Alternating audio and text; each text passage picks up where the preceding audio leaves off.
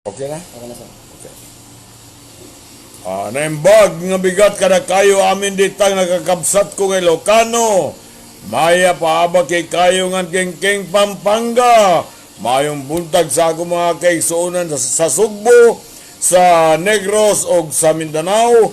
Mayong aga sa mga kasimanwa ko sa Iloilo, sa mga manggaranon sa Iloilo. Maupay nga aga, haak mga kasangkayan, halite, idoy, waray-waray gadlawat iton. Con mi hermanos y hermanas allí en Zamboanga, buenos días con ustedes. Ha mga maastay manghud ko asug, assalamualaikum warahmatullahi ta'ala wa barakatuh, la ilaha illallah, Muhammad Rasulullah. Alright.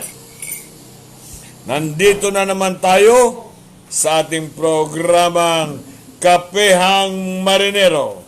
Kapihang Marinero. Well, basahin muna natin ang mga tanong ng ating mga followers, no? Una sa lahat, huwag niyong kalimutan palagi, Victoria Perero is watching, Daryl Jan Botron is watching. Now, basahin muna natin ang mga comments o post ng ating mga kasamahan. Jove Angeles sa Korea po, sir, pwede na bang mag-change crew?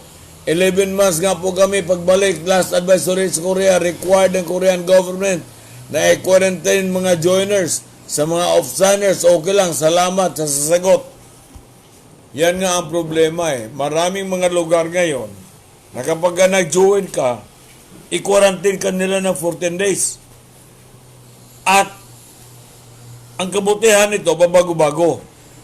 Maring ngayon, halimbawa, ikaw, sumakay sa aeroplanong yan at meron kang certificate na tested ka ng RT-PCR COVID test, no? Swab test, at negative ka sa COVID, ay maring hindi ka na i-quarantine.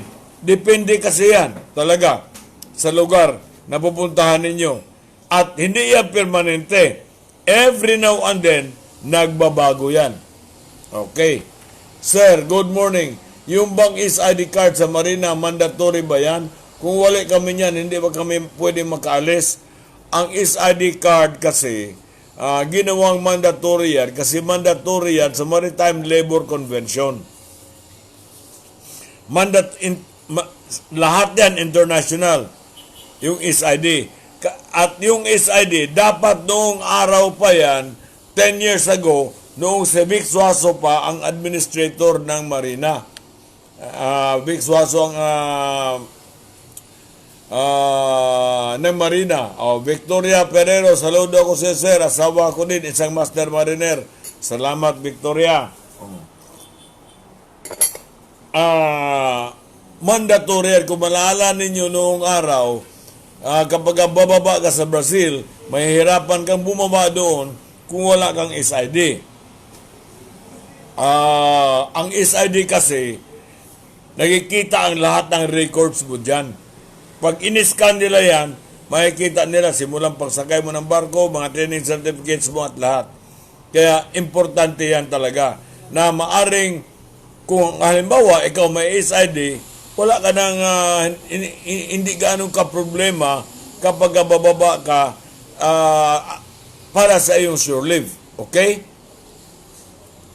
Henry Tagaro is watching. Jogger Lapating is also watching. Manuel B. Valle, Sir Nelson, tanong ko lang po, tama ba ipa-remedical yung hindi natuloy ng alis dahil sa COVID-19? Schedule ko dapat 15 of March, inabot ako ng lockdown. Nag-assign na rin ako ng contract ko. Hindi ba pwedeng ipa-revalidate na lang yun? Total, hindi naman namin kasalanan yung nangyari. Ganito kasi yan, no? Bakit kailangan within 2 months ay kailangan magamit mo yung iyong medical certificate?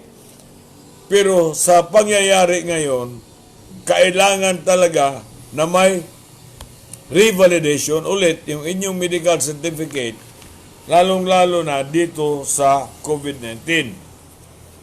Kasi sa loob ng isang araw, lumabas ka lang, nagkaroon ka ng kontak sa isang taong positive sa COVID-19 at sinakay kita ng barko. Yung barko joining sa Japan, 15 kayong magkasama, 10 kayong magkasama. Tapos pagdating doon sa Japan, COVID-19 positive ka. Yung siyam na kasama mo, ibabalik yan dito sa Pilipinas. Biruin mo, ibabalik yan dito sa Pilipinas. Yung siyam, ang laki ng gasto. Dahil lang, sumablay yung medical certificate mo. Dahil lang na positibo ka sa COVID-19. Kaya, napaka-importante talaga yung re-medical examination ngayon. Okay? Sir, good morning. Paano naman yung one-day validity ng travel pass sa inisyo ng bawat, ayon kay Julius Calika ito, no? Inisyo ng bawat munisipyo. Hindi po kami magpag-process ng isang araw lang pag pinareport kami ng kumpanya. Alright. Ganito, Julius. Itong problema ngayon, no? Hindi lang itong problema mo, ngunit problema ng lahat ng tao kasi pabago-bago nga ang pabago-bago nga ang sistema, ang mga memorandum, ang mga advisory. Paulo Ramos is watching, JV Victoriano is watching, Jumay Balahadia is watching. Ito si Jumay, talagang mataga itong nanonood. Now, ito ang panahon na talagang marunong kang dumiskarte na huwag mo hintayin dahil bukas may panibago na naman, maaari may bago na naman silang advisory, no? Mark Nico Herrera Cortesano, good morning sir, salute to you. Okay.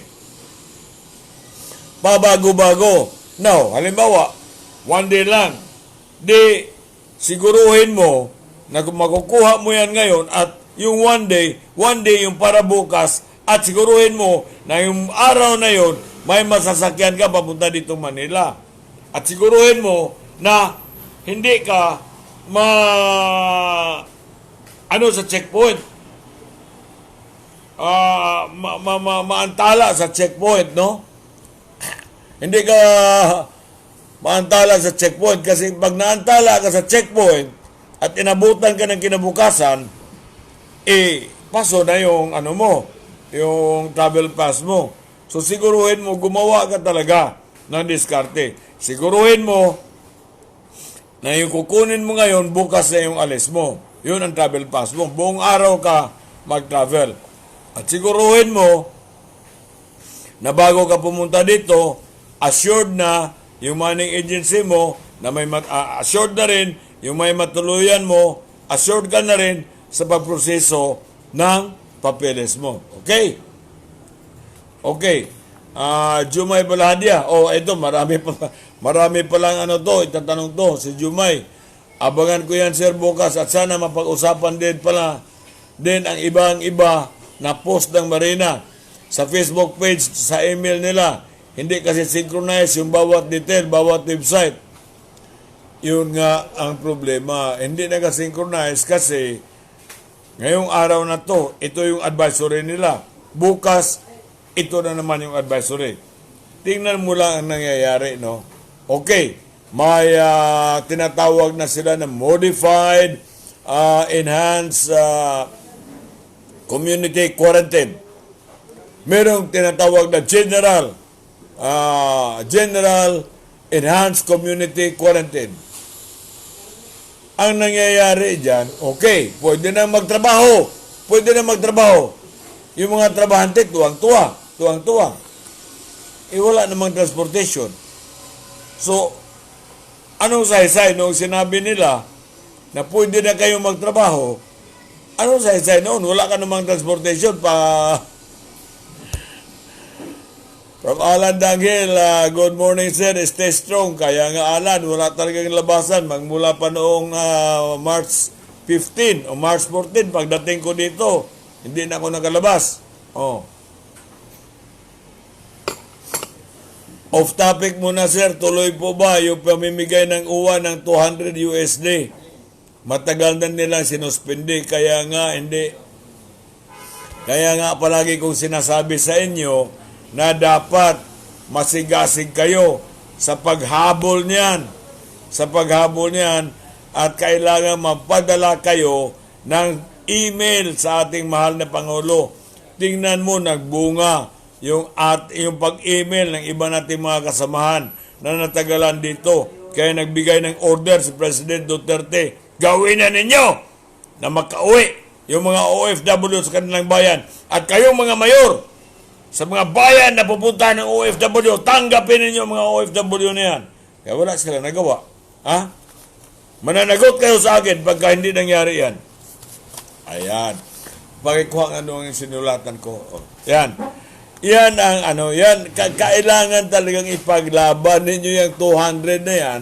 Kasi sinasabi ko, yun nga ang problema sa mga kasamahan natin na ngayon lang sila nanonood nito, no?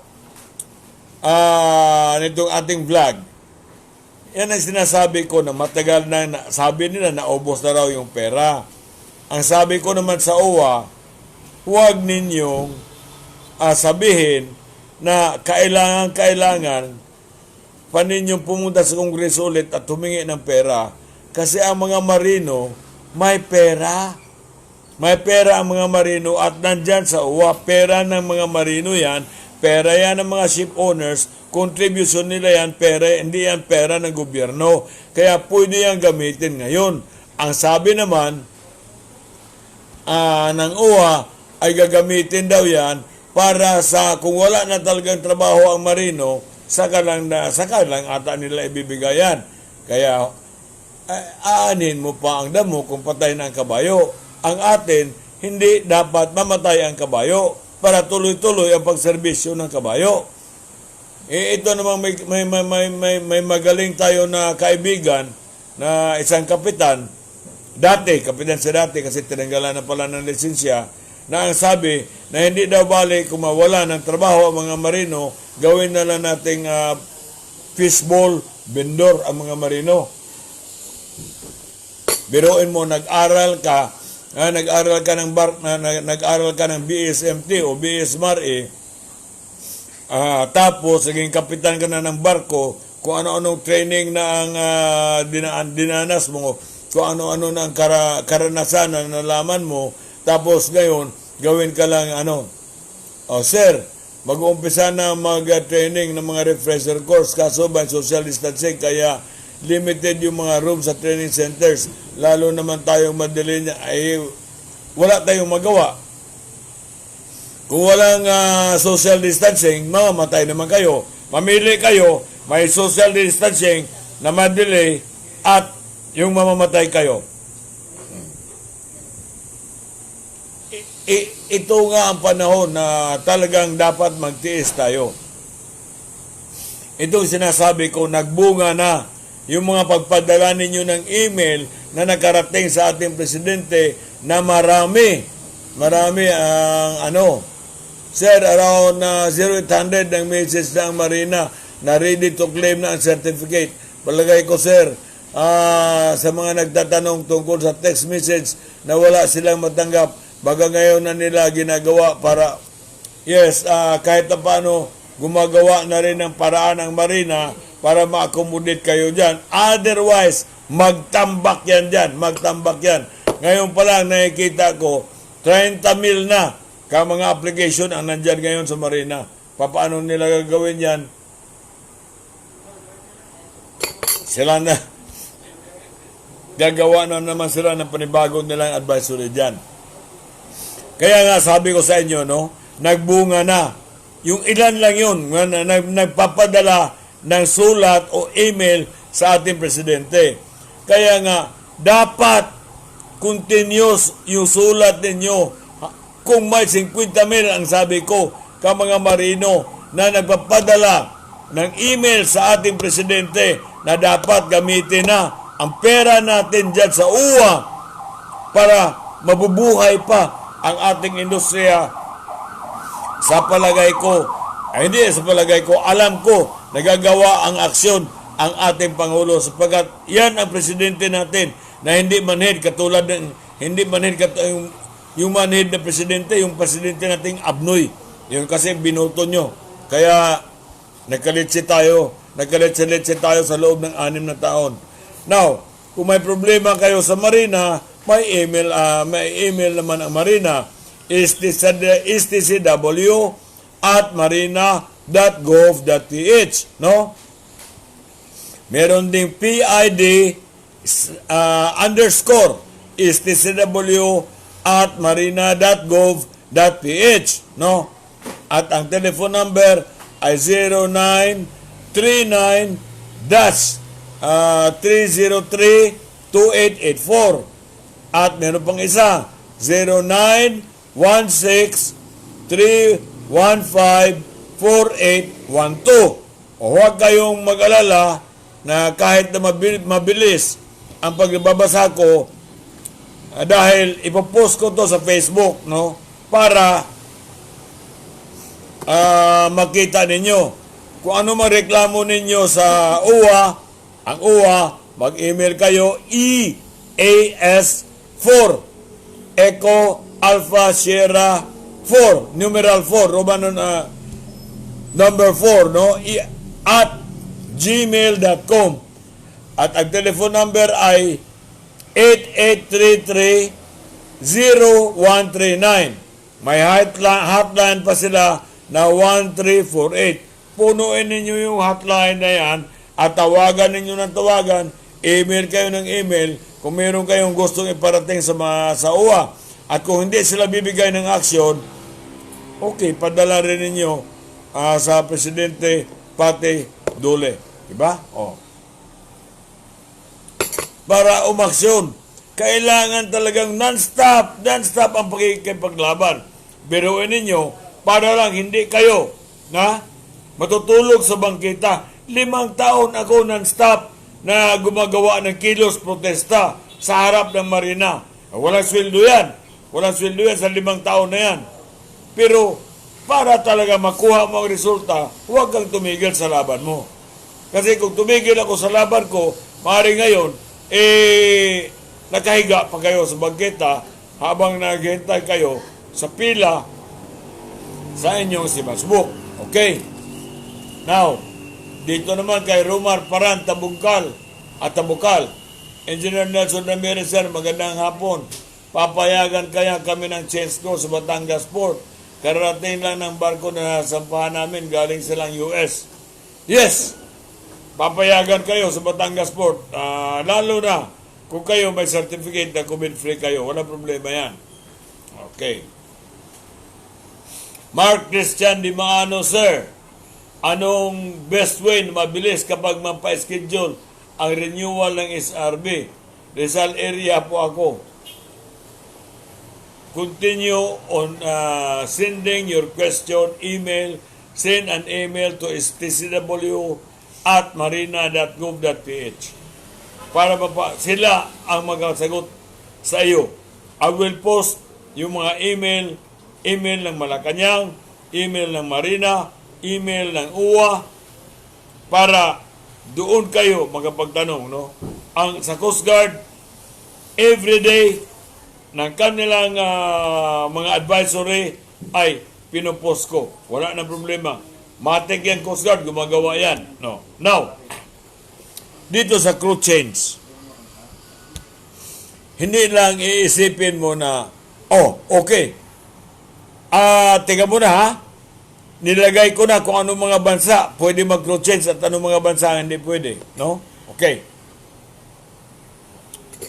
Granting na yung bansa na yan, sinabi nila pwede mag-crew change. Bukas ang airport namin. At dito, kung may certificate ka na COVID-free ka, hindi ka na dapat mag-quarantine ng 14 na araw. Sus, mas maganda, di ba? Okay. Granting na ang barko ngayon ay nasa US at nasa US ang crew change. Sa palagay mo, makakasampa ka? Yan ang tanong ko, sa palagay mo, makakasampa ka? Ang sagot diyan ay hindi. Bakit? Ang US, kailangan mo ng visa. Kailangan mo ng visa. At paano ka naman kukuha ng visa? Ito, kaharap lang namin ang opisina ng US Embassy. Sarado yan. Lahat ng mga embassy ngayon, sarado. Ngayon, sa mga bansa na kailangan ng visa, paano ka kukuha ng visa? Aber? Sige nga. Kaya nga, ito ang panahon na hindi nga abnormal itong panahon na to. Sabihin nila, pwede kami mag-change dito. Pwede kayo mag-change. Pwede. Pero may visa kayo. Halimbawa, sa Europe, sa Schengen, Schengen visa. Kailangan sa Netherlands, sa Belgium, sa Luxembourg. No? Magkalapit lang yan. Ngayon, sirado yung mga embassy na yan. O saan ka ngayon kukuha ng visa? Aber? Sige nga. Paano ka pupunta doon kung wala ka namang visa? Although, bukas yung airport nila. Alright? Kaya nga, maraming pumipigil. Unang-una, maaring dito sa atin sa Pilipinas, yung airport natin sarado. O ngayon, binuksan na ang airport. May 31. May 30. May 30, bubuksan na nila hanggang doon na lang ang lockdown. So June 1, effective June 1, may eroplano na aalis at parating. Ang problema ngayon, Edgar Batula, Sir, nagatanggap na ako ng message for release ng certificate Marina PITX. Monday ko pupuntahan. Okay. Yun na nga, dahan-dahan na nilang inaano ng Marina yan. At palagay ko mag-overtime sila. Kailangan talaga mag-overtime sila para dyan.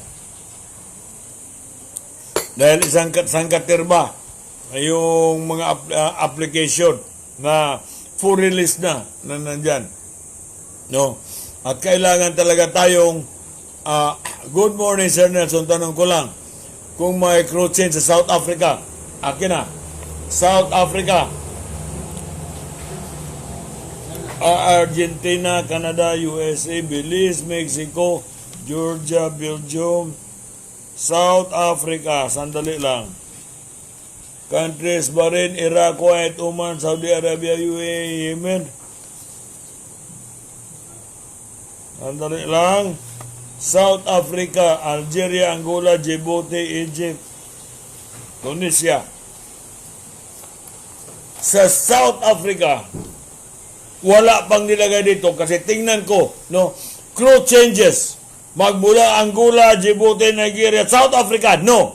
Nandito. No. Lahat ng puerto, walang crew changes. Ito babasahin ko sa inyo. Sa country, sa Africa, ito, lahat, no changes.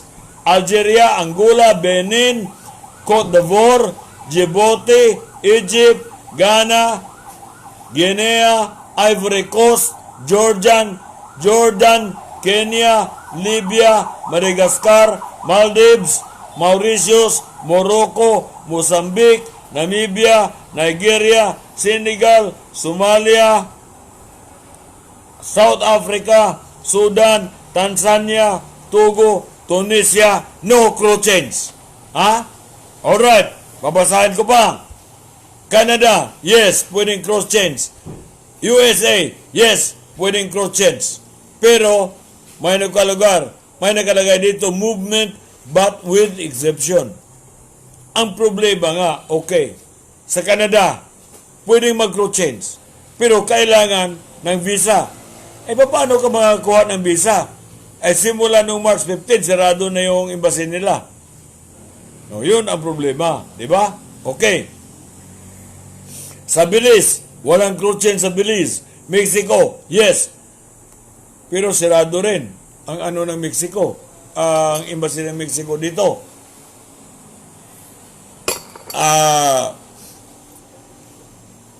GVTO Xiong. Good morning, sir.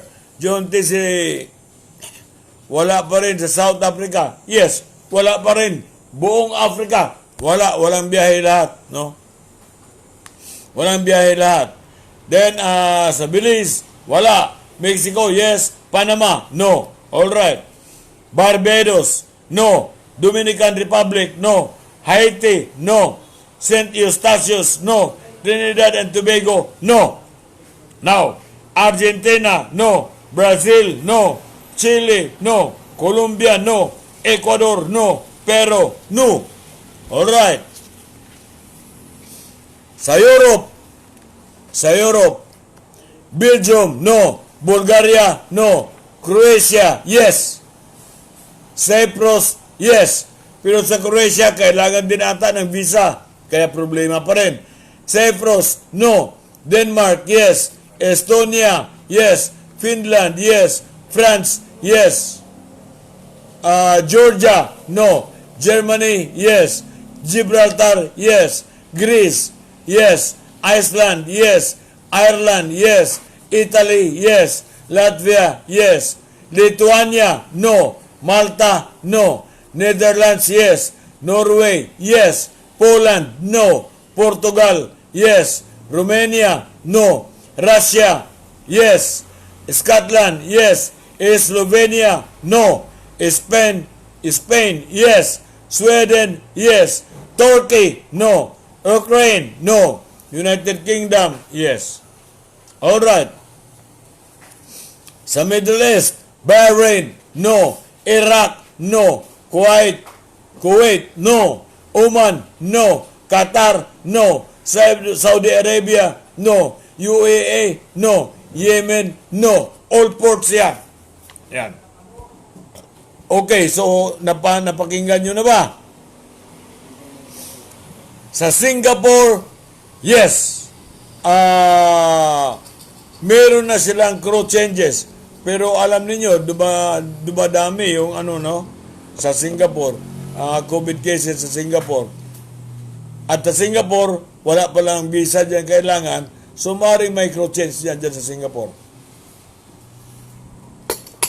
May posibilidad na mag-crew change kasi walang visa at open na yung airport nila. Okay. Yung iba ninyo, yung iba sa inyo, na gusto ninyong malaman, kung hindi ko naman nabanggit kanina dito, pwede ninyong tingnan sa computer, Google. Google lang. Crew change in Singapore, is it possible? Crew change in Japan, is it possible? Sasagutin ka naman ng Google eh. Sasagutin ka ng Google. So, kailangan madiskarte ka. Importante talaga na madiskarte ka. Now, ito yung panahon na kailangan mong alamin ang bawat hakbang mo. Ito ang panahon. Okay, si Jebes Lopez, Sir Nelson, good morning. Pag-uwi ba namin, swab test ba agad kami sa NAIA Airport? Tapos, ilang days ang result? Pag negative result, wala na ba 14 days quarantine sa Manila? Pwede na ako makauwi? Yes, ganito ang nangyari, no? Noong araw kasi, wala pa yung swab test sa Red Cross, kaya ang ginagawa nila, rapid test lang. Pero dahil hindi nga reliable ang rapid test, ang nangyayari dyan, kailangan may 14 days quarantine kayo bago kayo makauwi sa probinsya. Ang problema naman, yung iba inaabot ng 2 buwan sa quarantine kasi wala namang masakyan na pauwi. Ngayon, maswerte yung mga darating kasi sa airport pa lang ay may RT-PCR test na kayo at ngayon napabilis na rin nila ang resulta. So mga 3 to 4 days, malaman na kaagad. At ngayon din, may mga mercy voyages na rin. No? Kasi nagagalit na si Presidente at inorderan sila na dapat gawin nila, gamitin nila ang pera na nandyan. No? Ang pera na nandyan para sa ating mga OFW. Nataranta sila. Yun ang resulta sa sinasabi ko sa inyo na bulabugin ninyo ang Malacanang, bulabugin ninyo ang Malacanang. Tapos, pati mga media, no? Kaya ituro ko rin sa inyo anong media ang padala ninyo ng inyong reklamo. Kapag pinadala ninyo ng reklamo ang media, pupuntahan kayo, interviewin kayo.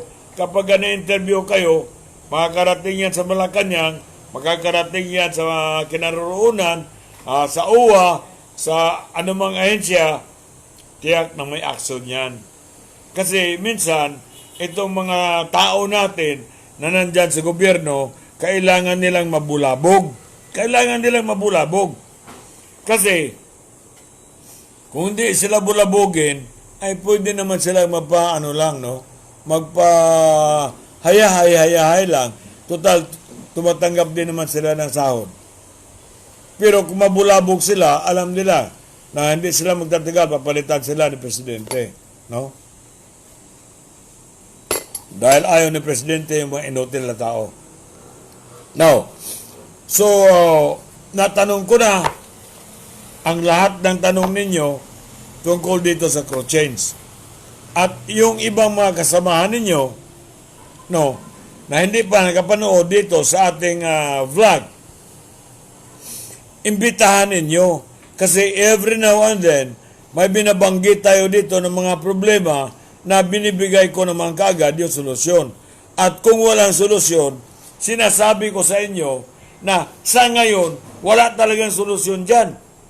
Kagaya noong, paano mapabilis yung resulta?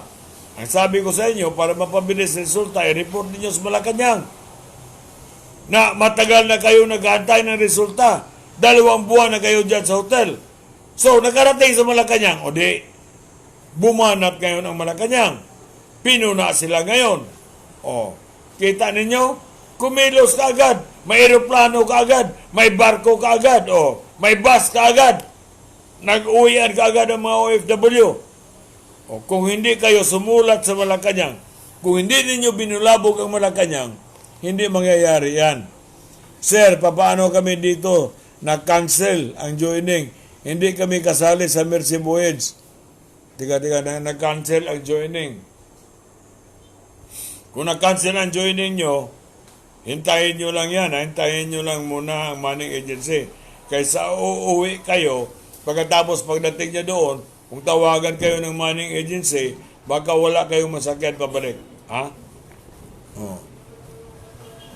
Bobby Joe Evangelista is watching. Jeves Lopez, maraming salamat po sa sagot, sir. Mabuhay po kayo. Ito lang ang masabi ko. Kung interesado pa kayong sumakay, no? At may assignment na kayo ng barko, huwag na kayong umuwi. Huwag na kayong umuwi. Hintayin nyo na lang ang tawag ng manning agency nyo para sa joining nyo. Kaysa uuwi kayo, hindi naman kayo nakakasiguro kung magkabalik kayo rito kapag tinawagan na kayo. Yan ang payo ko sa inyo. Pero kung ayaw nyo nang magbarko, pwede na kayo umuwi. Total, ayaw nyo naman palang magbarko. No? Timbang-timbangin ninyo. Timbang-timbangin ninyo. Dapat pag-aralan ninyo. Gumawa kayo ng diskarte. Kasi sa panahon na to, importante ang diskarte. Dahil ibang-iba ito sa normal na sitwasyon. Nagreklamo ka, si Dantiang ng San Miguel Corporation, bilyones na ang nalulugi. Halos lahat ng negosyo nalulugi. Pati may-ari ng Jollibee nalulugi, may-ari ng McDonald's nalulugi. Lahat ng negosyo, bukod sa bisikleta, ang daming bisikleta ngayon na bago, daming buwibili na bisikleta.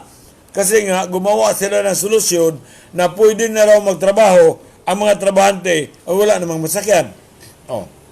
Ha? David Salas Acosta, maraming salamat sir sa info, watching from Batangas. Lahat ng informasyon, wala na nga kayong makikita na vlog, no? Wala kayong makikita na vlog na lahat ng impormasyon na gusto ninyo ay nandito na. Kaya, i-share ninyo itong ating video para marami pa ang makakaalam. Sapagat dito lang ninyo malalaman ang gusto ninyong malaman. Ang gusto ninyong malaman.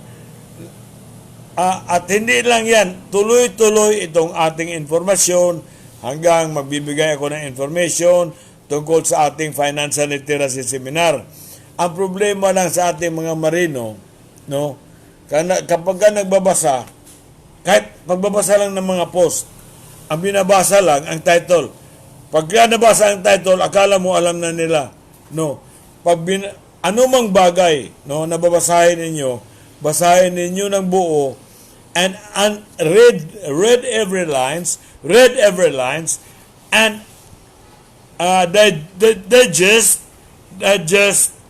digest every line that you read and read between the lines. Kasi dyan, o may mga sentence na marami sabihin. Sir Nelson, paano po yung medical namin? Acceptable pa ba yun kasi may pandemic? Kung may ang sabi ko, kung ako ang banning agency, kailangan talaga mag-ano na kayo, kukuha kayo ng panibagong medical. Sir, maayong buntag sa programa mo, watching from Cebu. Kumusta na ang marina sa Cebu, sir? Kung nusa mag-open. Magbubukas na yan. I think sa first day of June, no? Magbubukas na ang marina sa Cebu. Kasi pangako naman nila na lahat ng regional offices nila, ibubuksan nila. Pangako nila yan, lahat ng regional office. Kung hindi nila bubuksan yung regional office, matatambakan sila. At kapag natatambakan sila, marami na ang magreklamo. Sa presidente kaagad ang diretsong reklamo para ang presidente mag-utos sa marina. Kung papatay-patay sila. Yan nga ang sinasabi ko sa inyo. Matuto na kayo na magpadala ng email diretso sa ating presidente. Para malaman ng ating presidente na tayo mga marino, may utak tayo, marunong tayo maglabas ng ating mga hinanakit. Sir, maayong buntag, ang medical na ako expired this coming June 11. Sana mabalid pa yon. Ang sabi ko nga, dahil nga sa pandemic na to, kung ako ang manning agency, I will require you to take another examination and also that RT-PCR test kasi hindi ko alam na kung within those days, no, lumabas ka at may nakontak ka na tao na may COVID, pagdating mo doon sa puerto, say for example sa Japan, tapos may kasama ka na 15, lahat yun pauwiin dito sa Pilipinas, ikaw, magtatagal ka doon hanggang gumaling ka. O kung mamatay ka, doon ka na mamatay sa Japan. No? Doon ka na mamatay sa Japan. Kaya nga, importante na bago kayo aalis, dapat mabago yung medical ninyo.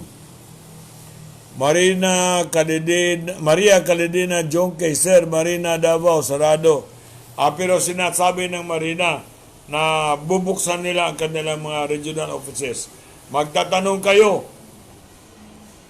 Ilagay ko sa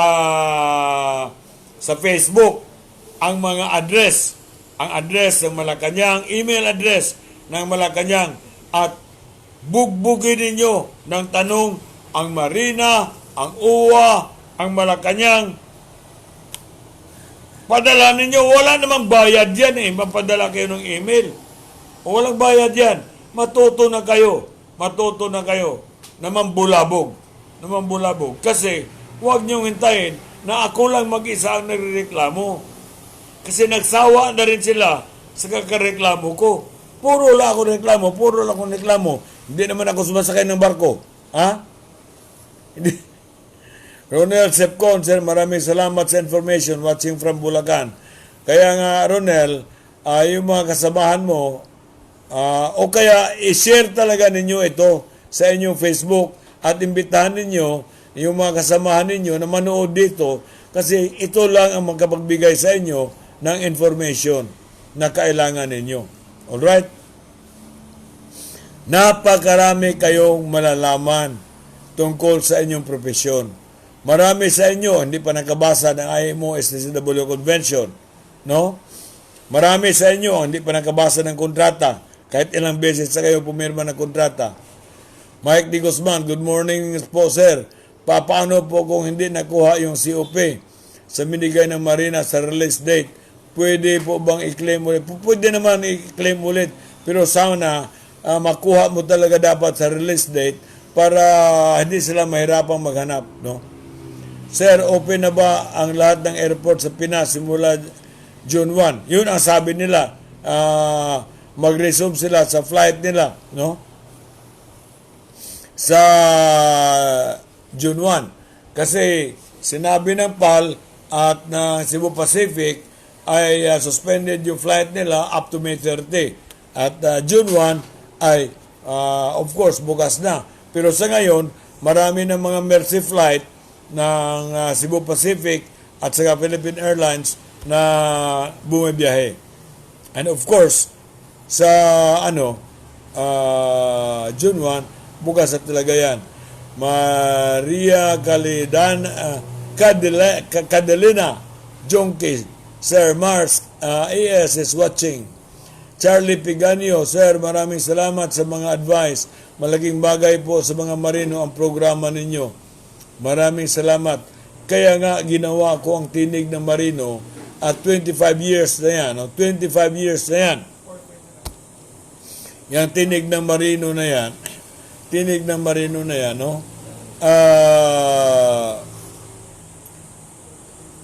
Para yan magbigay sa inyo ng impormasyon. Nag-update tayo palagi sa mga information, pati yung iba pa mga bagay na dapat ninyong malaman. Sunny Maravilla Hinete Jr., salamat sa mga info sir, watching from Coron, Palawan. Okay. I-share ninyo ito sa inyong Facebook group, sa inyong Facebook timeline, and then imbitahan ninyo yung mga kaibigan ninyo na manood dito kasi igarantiya ko sa inyo, walang ibang programa ng mga marino o para sa marino na katulad nito. Na kaya kayong sagutin lahat ng gusto ninyong itanong. Sino ba naman ang marunong diyan eh? Yung ibang nagsasabi diyan, nagdunong-dunungan lang yan. Nagdunong-dunungan lang. Marami tayong pag-uusapan natin ang STCW Convention, pag-uusapan pa rin ulit natin ang financial literacy, organic farming, pag-uusapan natin na